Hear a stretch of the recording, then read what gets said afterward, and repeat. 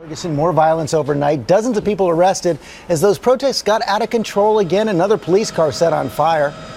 And I sat down with the man in the middle of it all, Officer Darren Wilson, telling his side of the story for the first time.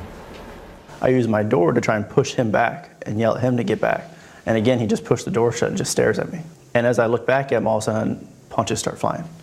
He threw the first punch? Yes. He threw the first one and hit me in the left side of my face.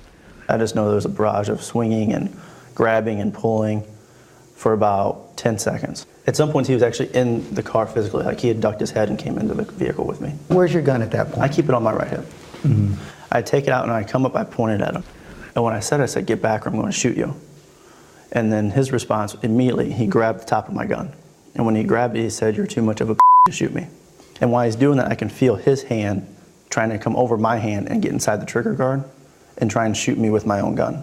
Wilson got off 2 shots in the car before Brown started to run.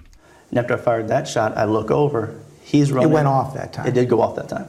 He starts to run, and I see the dust cloud behind him, and I'm like, okay, I missed. That was the round didn't hit him. Then I go to exit my car. And when I'm getting out, I use my walkie, and I say, "Shots fired, send more cars."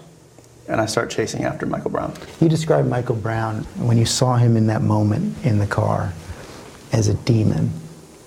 Do you know where that word came from? Do you know, what were you seeing at that moment? It was just such a high level of intensity and aggression and anger that it was almost unfathomable to even see it. Like, how is this happening? Like, it was shock.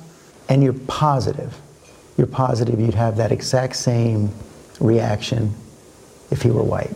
Yes. Some of the witnesses have said they thought you were out of control, that somehow you had snapped. Mm-hmm. That would be incorrect. There was never, the only emotion I'd ever felt was fear, and then it was survival and training.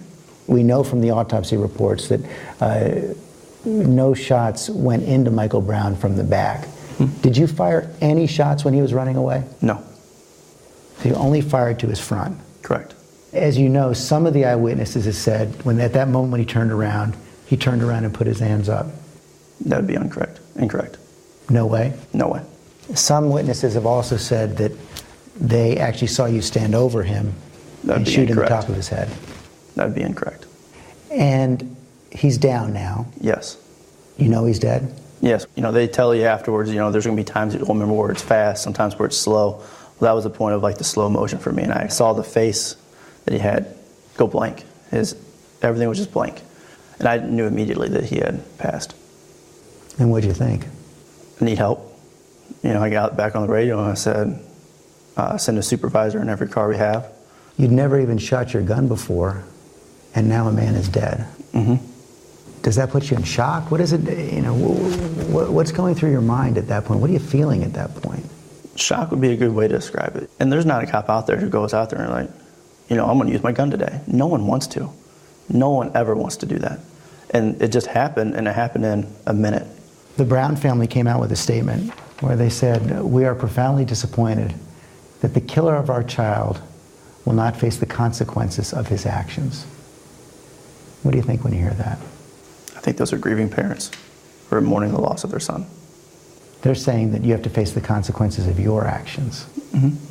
You think there's anything you can say to them that could change their minds or change their hearts? I don't think there's anything they could say, but again, I'm sorry that their son lost his life. It wasn't the intention of that day. It's what occurred that day. And there's nothing you can say that's going to make a parent feel better. Do you feel any remorse? Everyone feels remorse when a life's lost. Like I told you before, I never wanted to take anybody's life. That's not the good part of the job. That's the bad part of the job. So yes, there is remorse.